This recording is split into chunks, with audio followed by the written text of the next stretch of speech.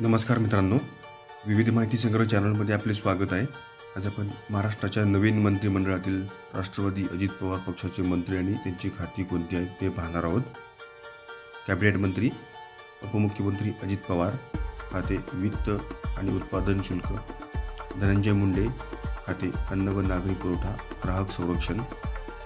दत्तात्रय भरणे, क्रीडा व युवक कल्याण, अल्पसंख्याक विकास आणि वक्फ.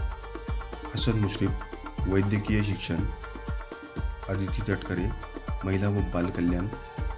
बाबासाहेब पाटील, सहकार खाते. मकरंद पाटील, मदत व पुनर्वसन. माणिकराव कोकाटे, कृषी मंत्री. आणि नरहरी झिरवाळ, अन्न व औषधी प्रशासन विशेष सहाय्य.